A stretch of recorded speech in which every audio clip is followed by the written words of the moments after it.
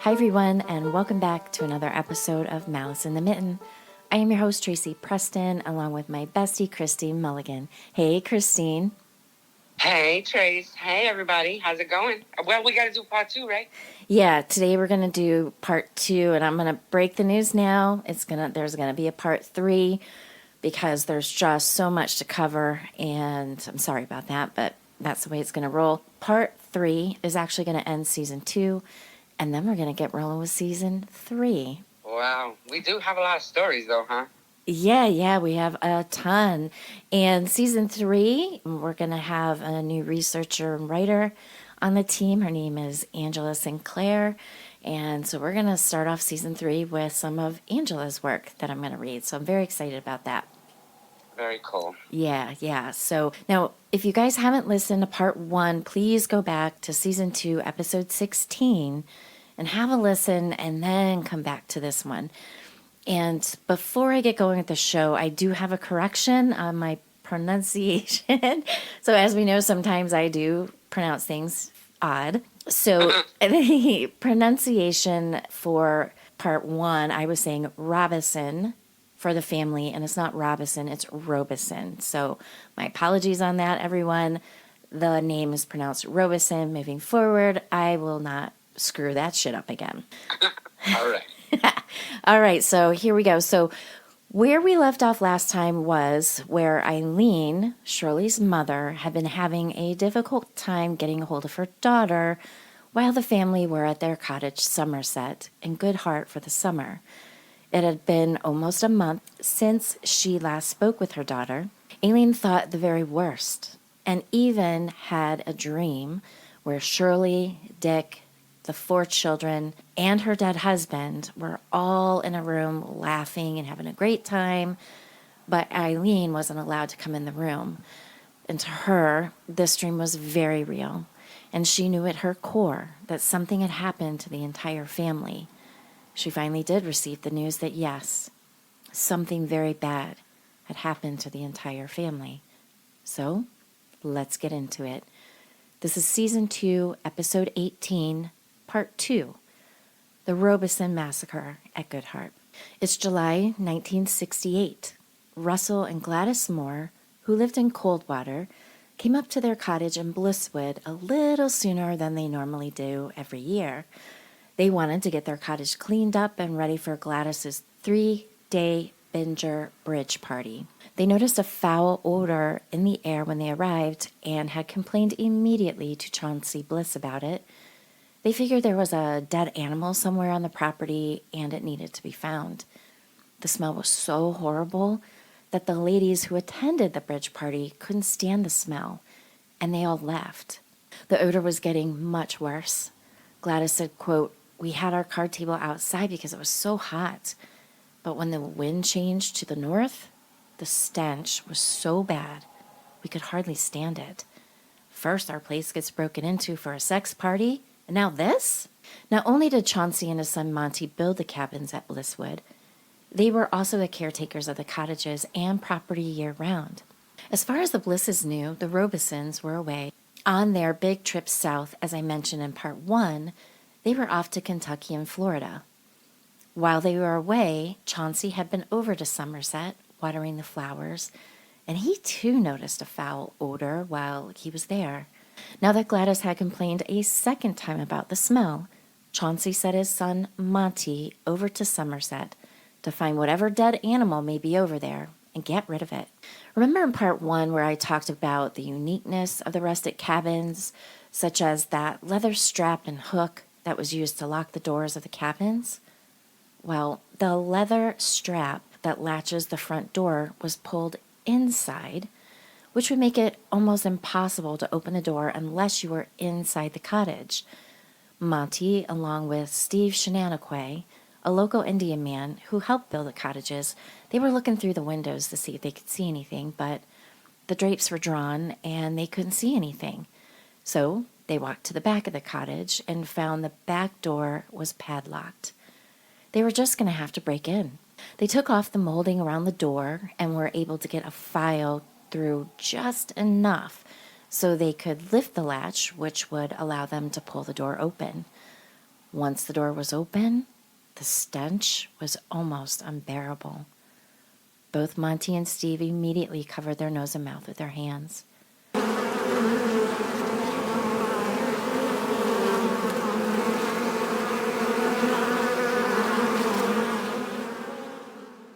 The cottage was buzzing with hundreds and hundreds of flies. When they looked down, they saw a pair of legs.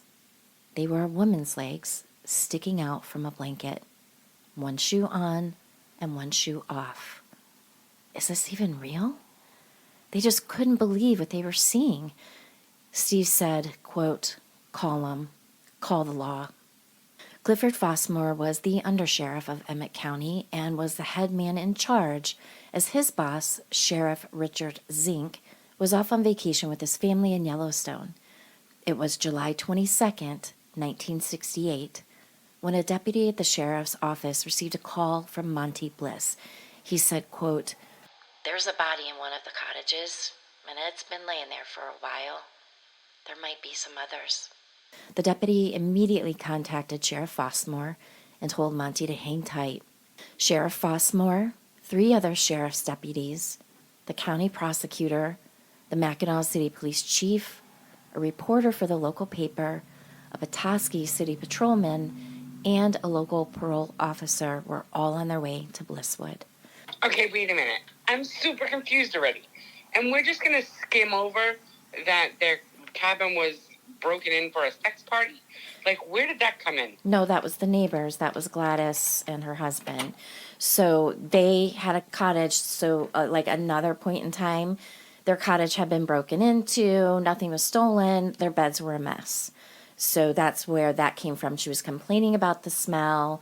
So she's a little bit peeved that, hey, our cottage was broken into at one point, and now we're up here for my summer bridge party, and my guests had to leave because it stinks so bad. That's where that came from. Okay, so these are the Robison's neighbors up at the cottages. Mm-hmm.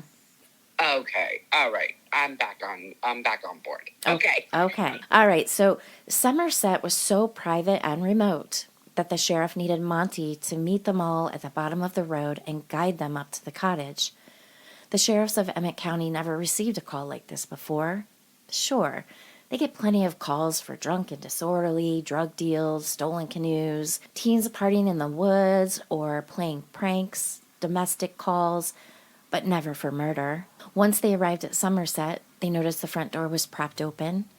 With a deep breath, they entered the dark, hot, fly-infested cottage.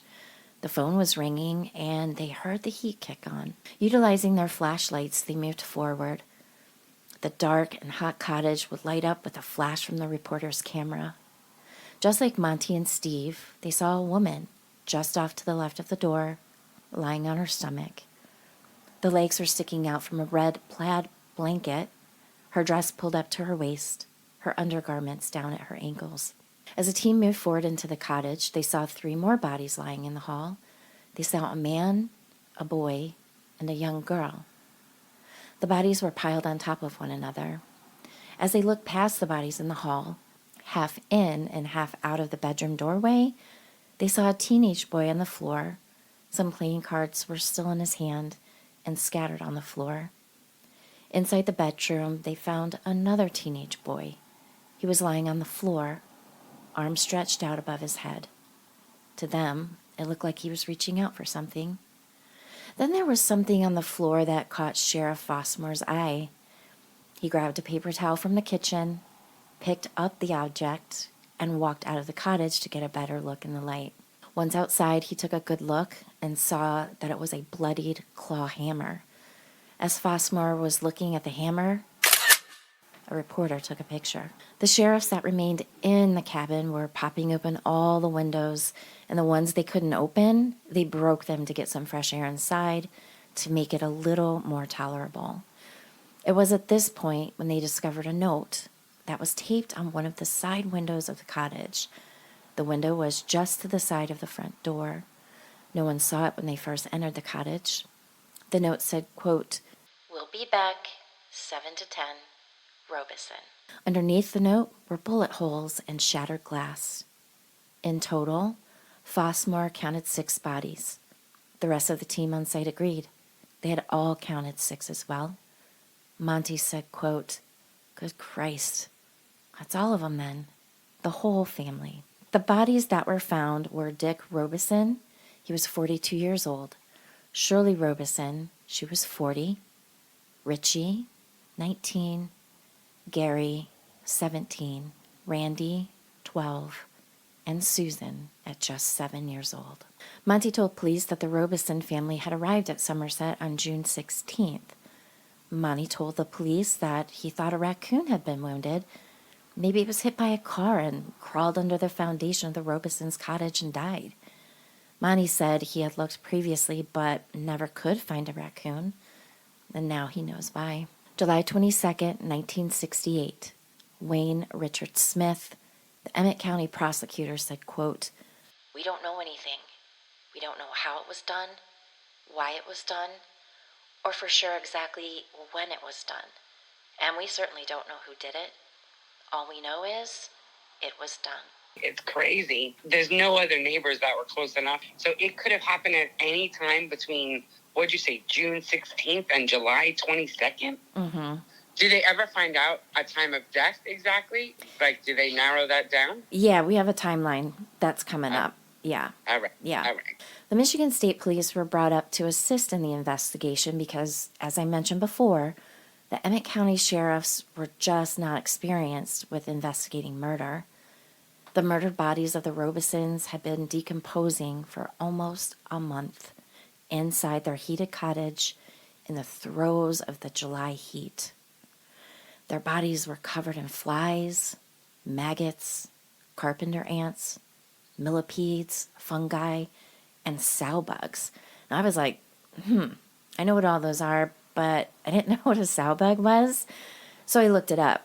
So a sow bug is very similar looking to a pill bug. You know, like they kind of look like they have armor on them, and when you touch them, they curl up into a ball. Well, a sow bug can't roll up. They look very similar to a pill bug, and they both belong to a type of crustacean family. They like moist environments and feed on decaying organic material. Upon the arrival of the Michigan State Police, they couldn't help but smell the foul stench of death that hung thick in the air. They had a job to do, and it was time to get inside of Somerset. As they were heading into the cottage, they noticed there were 2 cars parked in the Robisons' driveway. Quote, "The first to be documented was Shirley, face down, lying on the floor in the living room. She had one shoe on, and the other shoe was on a chair. Her legs spread, toes pointed inward, white panties and girdle that were cut and pulled down to her left ankle. A plaid red blanket covered her from the waist up, and her dress and slip were pulled above her waist, leaving her nakedness exposed. It was surmised that Shirley most likely had been raped." Next, they moved to the hallway and the pile of bodies there. Dick was on his stomach, his face pressed against the furnace's register. On top of Dick was his son Randall, the youngest of the boys. He was also face down, his legs resting on top of his father's shoulders. Wedged between the wall and Randall was Susan, the youngest of the Robisons, and their only daughter. As they moved forward to the back bedroom, they saw a tall teenage boy lying on his stomach. He was lying half in the hallway and half in the bedroom. This was their oldest son, Richard Jr. As the police moved further into the bedroom, they saw Gary, the other teenage boy. He was on his back with his arms extended outward. The officers had to be careful of where they stepped, as there were, dried pools of blood and bloody drag marks on the floor. They had noted the playing cards on the table in the corner of the living room, an opened suitcase, and coats laying over the couch.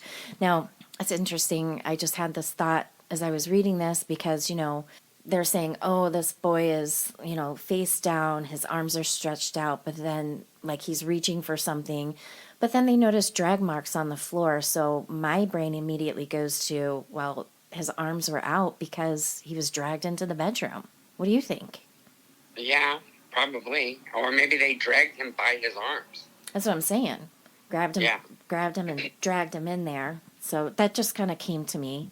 So, Dr. Richard Weber, a medical examiner from Petoskey, arrived at Somerset in the early evening of July 22nd. He, like the others, went inside the cottage to assess the bodies at the scene. While the ME was inside the cottage, sheriffs started interviewing those that were outside. They started with Monty. Quote, "How have these bodies been in here for almost a month without being discovered? Didn't you notice the smell?" He said of course he did, but again, he didn't know if it was spoiled food or a dead animal trapped underneath the house. Monty told police that he went to the cottage with a shovel and a box because he needed something to put a dead animal in, but he never found one. He never could have imagined anything like this. Monty also told police that the last time he had seen the Robisons was June 24th, and he was absolutely positive about that date because it was just one day before his teenage son Norman had died in a motorcycle accident. He said that on the 24th, Dick had stopped by to see Monty and his wife to give his condolences. Dick had also given them some money toward the cost of flowers for the funeral. He apologized that he would not be around to attend, as they were all heading out of state for business, and the entire family would be going with him the very next day. So that's kind of where they're forming their timeline. So that's the last time he was seen in person that was validated. However, doesn't this guy Monty take care of the house? So if they were going down south, shouldn't Monty have gone by sooner than a month later? Well, remember, Chauncey had been there watering the flowers. So they're caretakers of the property. They live there all year long. So they do stuff like that, right? Just, I guess, I don't know how they roll through the cottages. And the cottages are spread out quite a ways from one another. They're not like right on top of each other. You know what I mean? There's a lot of property here. So, and even Monty tried to find, because he's assuming there's a dead raccoon there, went to find it. I mean, they're not going in these people's homes. They're mining the outside, I guess. All right, I gotcha. Police also asked Monty that if the Robisons were gone, did he think it was odd that both vehicles of the Robisons were still in the driveway? But Monty didn't find it to be odd. The family had a private plane. He thought that maybe the Robisons were picked up and taken to the airport. Monty went on to explain how the door locks for the cottages worked. Chauncey Bliss, Monty's father, designed the locks for the rustic cottages. There was an iron bar on the inside of the door. A leather rawhide string is attached to the bar and works as a lever to move the bar in and out of an iron notch. The rawhide is to be pulled through a hole in the door to the outside when the owners leave. If someone is home and they pull the rawhide string inside, you can't get in from the outside. The Robisons had this type of rustic latch lock on Somerset, and he could not get in because the rawhide string was pulled inside the door. Monty did try to knock on the door, but there was no answer when he first checked on the cottage. Troopers then went to interview Monty's parents, Chauncey and May Bliss. It's now approximately 9 p.m. Their home overlooks Somerset. He said that the Robisons had been at Somerset for about a week before Dick had stopped by to see them. Chauncey also confirmed that Dick told him that they were all leaving for Kentucky and Florida. He confirmed he saw the cars and the bullet holes in the window. He said that he just hadn't had a chance to get over there to replace the window. He had no idea that the family had been murdered. Chauncey just thought it was some local kids causing trouble and shot at the window. Maybe they used a pellet gun or something. Next, they spoke to Gladys Moore, the woman whose bridge game had to be canceled because of the awful stench in the air. It was her complaints that led to the discovery of the Robisons. She said she knew something had to be wrong. She said that her and her husband had contemplated selling their place, and now with this tragedy, they had made up their minds. They were most certainly going to sell their cottage now. Next, the officers spoke with Richard Nordstrom, another one of the cottage residents of the summer. He was answering their questions while sipping on a cocktail of sorts. He said, "You better talk to a man by the name of Joe Scalaro. He works for Dick and knows everything that Dick is doing and where Dick is at all times." With the darkness now upon them, the police headed back to Somerset to stand guard until the mobile crime unit arrived. Throughout the day and evening, as the officers were at Somerset, They continued to hear the ringing of the phone inside the cottage. While standing guard, they started to notice black smoke coming out of the open windows. First, it was just a little bit of smoke, and then it was a lot of black smoke. Worried that the cottage was catching on fire, they ran in. But what they saw was again something they could never have imagined. It was Dick. Remember I mentioned that Dick was face down, face on the furnace's register? Pieces of Dick's flesh and fluid from his face had fallen through the register, landing on top of the floor-hunged furnace. That's what was causing the smoke. Ugh, how awful. Yeah, that's gross. And that might be why the stench was so bad. It's just he was literally gassing his body odors, his decaying body odors. Mm-hmm. Yeah. Yeah, and you got all 6 of them just decaying and rotting and bugs eating them and breaking them down, and oh my God. And I also think it's interesting, and the reason why I kept bringing up that they kept hearing the phone, because if you remember, Aileen, Shirley's mother, was incessantly calling. Yeah, no, I was already picking that up. I was getting that it was the mother calling over and over again. And the whole time they're probably processing the scene, she's just calling and calling. Not one person ever picked up the phone. Right, and that I find just bananas. Why wouldn't they pick up the phone? You never know who could be on the other line, right? Agreed. Could have been the killer. Yeah. Could have been. All right. Finally, the East Lansing Crime Unit had arrived at Somerset. After stepping out of their vehicles, they quickly recognized what they were smelling, and they knew this was an old crime scene that they were about to walk into. They were to catalog, collect, preserve, identify, and recreate what had happened here. They quickly grabbed and put on their gas masks and entered the cottage. Well, that's a nice tool to have in your toolkit. They collected the camera equipment. They found 4.5 boxes of .22 caliber rifle cartridges, which belonged to the Robisons. They also found 4 fired .25 caliber bullets and 11 spent .22 caliber shell casings. These did not belong to the Mossberg rifle that belonged to the Robisons. The bullets were likely fired by a handgun, the shell casings from a rifle. So there you have it, 2 different weapons used in the massacre. So either the perpetrator used 2 different weapons, or there were at least 2 people who committed this crime. However, neither of these weapons were found, either inside or outside of the cottage. The team continued to work through the night, documenting, drawing out diagrams of the scene, dusting for fingerprints, taking pictures, looking high, looking low, and collecting evidence. Finally, it was late morning, July 23rd. There was nothing more for them to do.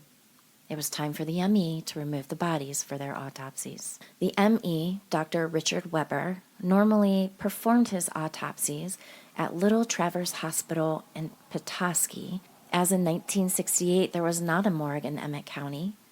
But when they arrived at the hospital, they were turned away. The bodies of the Robisons were so degraded that they were not allowed to enter the hospital. That tells you something right there. So, where to now? The autopsies had to be performed, so after much discussion, the bodies, the police, Dr. Weber and his staff, they all decided that they could go to the Emmett County Fairgrounds. There, they quickly assembled a makeshift morgue in a chicken coop. God, could you imagine that? Wow, I was going to say, well, when you were talking, I didn't want to interrupt, but I was like, all right, well, there's got to be a morgue somewhere other than the hospital. But I guess you're answering me. I guess in 1968, they had to make one. Yeah. I mean, he used to utilize the hospital, but they're like, no. Nope, you're not bringing those bodies in that state in this hospital. Because think about it. Bugs, disease probably all over them. Who knows? Yeah, but it's just crazy. That's just kind of crazy. But then again, we're talking about 1968. Yeah. So there were 2 pathologists, Dr. Weber and Dr. Webster, and they worked these autopsies in just 4.5 hours. All 6 autopsies completed, all 6 deaths ruled a homicide. Cause of death were gunshots to the head, and both Susan and Dick had blunt force trauma to the head as well. So Susan's the little girl. Dr. Weber said, quote, probably from a hammer due to its crescent shape.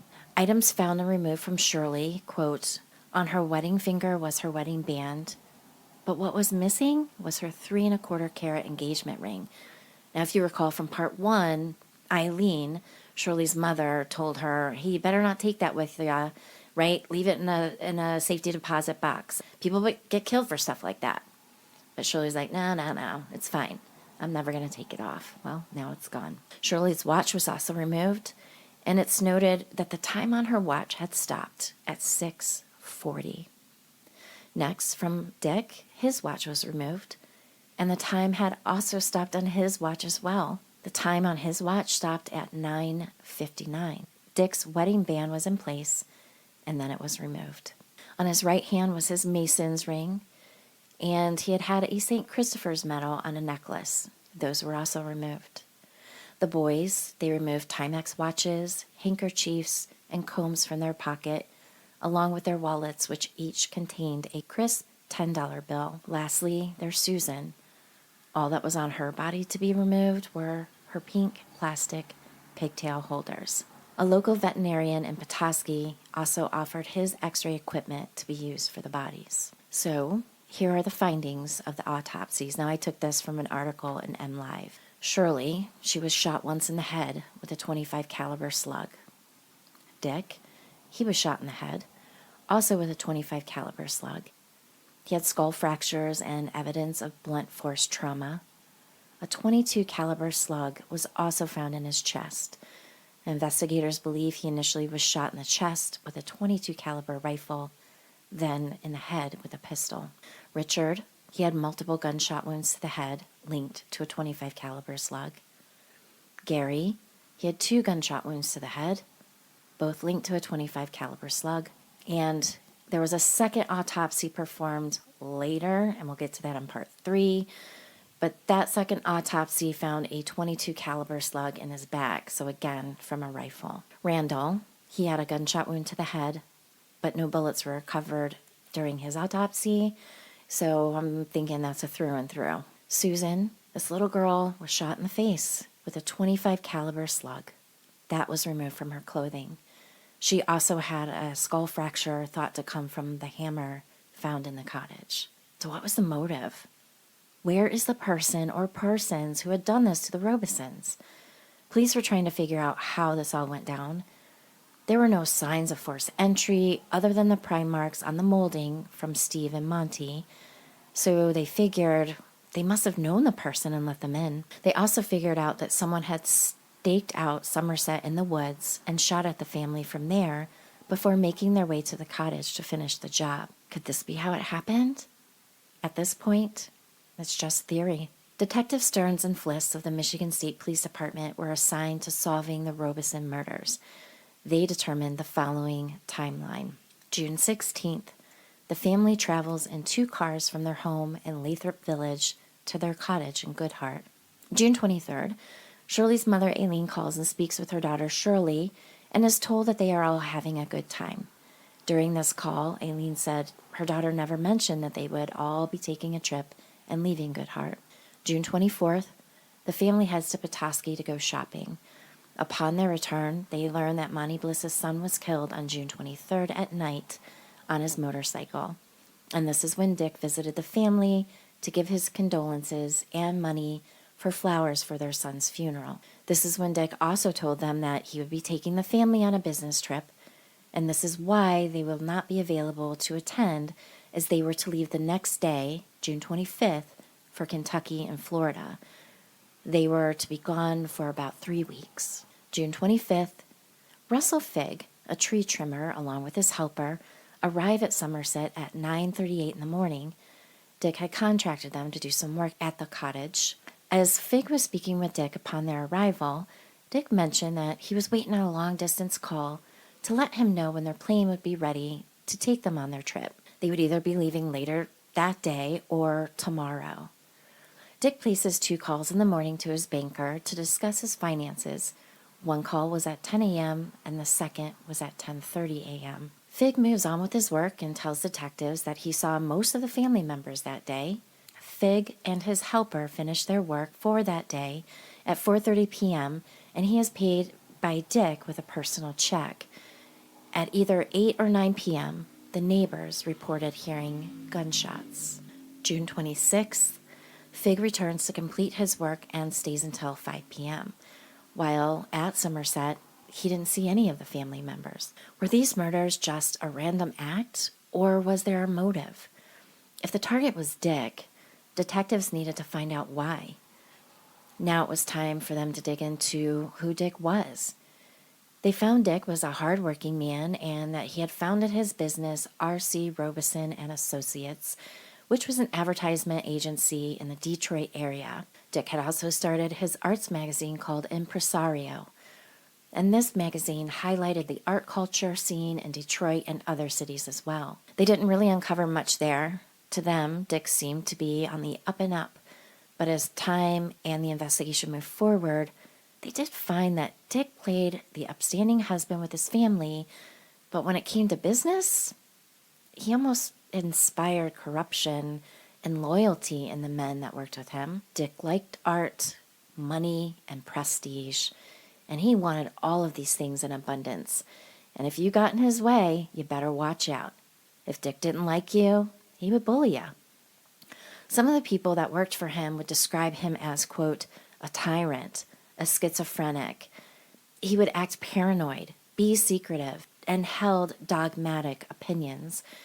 He was also called brilliant, a genius, with a magnetic personality and a sincere religious faith. Okay, so they paint him in both lights. He was good and evil, and he was a regular man's man at the time. Yep. What I'm interested in is that you were going through the timeline. I didn't want to interrupt you, but the Fig, Mr. Fig, he was the tree trimmer, right? Is that what you said? Yep. Okay, but he said he had a helper with him. And then when he came back the next day, did his helper also come with him again? Is that anywhere in the research that you did? He may have been. I just don't recall, to be honest. I think he was back with him. Okay, because the thing is I'm immediately thinking that a helper of anyone, when they just say helper and not, my worker or my team, that sometimes with construction, carpentry, tree workers, anything in the trades, they will sometimes hire people that are down and out or what have you. And perhaps that was this helper. Perhaps the helper did see that big old hunking diamond ring. And he came back with a group of his friends later, and maybe that was what happened. I don't know. That's immediately what I was thinking when you talked about that. Yeah, could be. Could be. Because, crimes are usually crimes of opportunity. This family is out there, and they got a big honking ring on her finger that he might have caught a glimpse of. He was thinking, well, I can make a lot more than probably the $3 an hour he was making as a tree trimmer helper. Right, right. Shiny, shiny, sparkle, sparkle. Ooh, right? Yeah. You never know. Yeah. Interesting if there's anywhere that they talk about the helper. Because he was there that day, and that night somebody came back and attacked them. And also, we didn't really talk about it too much, but at the crime scene itself, it seems like there was a pack of them. It seems like there was probably even more than two. Because one of them was armed with a hammer, one of them was definitely wrestling and raping, and then two others had guns. I don't know, I totally envisioned, a pack of people with no good intentions came in with the intent to rob them. Right, and also think about it. If you didn't know how to get there, you'd never find it. So exactly, another good point of that helper being highly sus. Highly sus.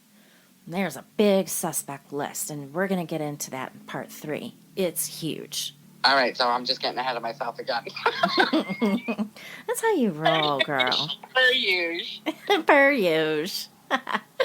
All right, let's finish this up. So Dick had told his father, and Shirley had told her best friend and neighbor, Margaret, that a man would be coming to stay with them in Good Heart for a couple of days, and then they would be traveling with the family to Kentucky and Florida prior to the deaths. So I want to back up there. So remember when we ended part 1, I didn't really take note or didn't remember or didn't get to that part yet, but you were like, why is the neighbor calling her over? Well, here we go. It's her very best friend and her neighbor. Remember when she's like, come have some coffee with me? And you're like, why is the neighbor going over there? And then her Yeah. kid showed up. Yeah. Yeah. So it's her bestie.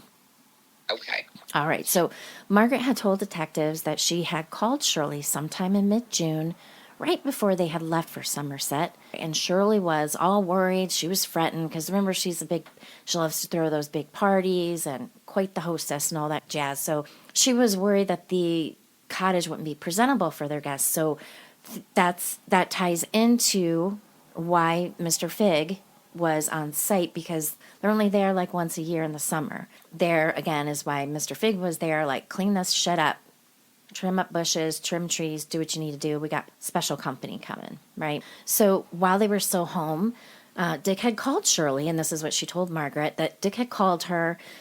He knew she was fretting about this guy because she'd never met him before, and it's a business associate, and she wants to put her best foot forward, so to speak. So Dick had called Shirley. He was with their upcoming guest and even put the guest on the phone with her. He said, quote, "Don't make any fuss. I'm just coming up to relax. Maybe you could make me some pasties. Dick tells me this is a local specialty up there." And when speaking with the police, Margaret could not recall the man's name, but Dick's father sure did. He said it was unusual. It was pronounced Robert, and that it would be the man's jet that the family would travel in. Dick's father told police that Dick's right-hand man was Joe Scalaro. He should know all of this as well, and perhaps would be able to give more information. After all, Joe Scalaro was Dick's right-hand man, and Dick trusted Joe completely to run his business while he was away. My goodness. I totally had forgotten about that whole thing, that they were supposed to go away. So his business partner knows that they were going away. He was going to do business deals. So this whole month that their bodies were laying in their cabin, nobody on the business side of his world were calling in, like, where's this guy? Like, he was supposed to show up. Like, so that in and of itself is highly sus, that nobody in his business world had been looking for him all this time. Right. And also, if we go back to part 1, remember, like, Joe or Dick is at this point and he's like, I've got you. You're my right-hand man. I want to work from home, or I'm going to be up at the cabin. Don't bother me. Shoe fly, don't bother me. Call Joe. Right? So that was kind of annoying to, some of these customers that Dick had. Because remember, his business was advertisement. So he had landed Delta, Fawcett, some airlines, remember Pan Am and all that back in the day, right? So he had some big clients. Well, they didn't want to talk to Joe. They want to talk to Dick. So that's kind of not so unusual, because Dick was like, no, I'm not taking any calls. And it was really chafing their ass a little bit about it. But that's just kind of the way it was. Yeah, but for Joe not to have any contact with Dick that whole time, that's a big hot red flag sus. Yeah. So we got 2 susses so far, right? We got Joe. Yeah. And then we got the helper And with Mr. Fig. Yeah, the rando. Okay. All right. So thank you, everyone. Thank you so much for joining us for part 2. I hate to string you along, but I kind of have to do it. We're going to do part 3 where we get into the suspects. So again, thank you for joining us, everyone. Have a great week, and we'll see you back on Round Robin on Wednesday. I hate the wait, but all right. I'm waiting for the rest of you. See you next week. See you next week, everyone. Bye.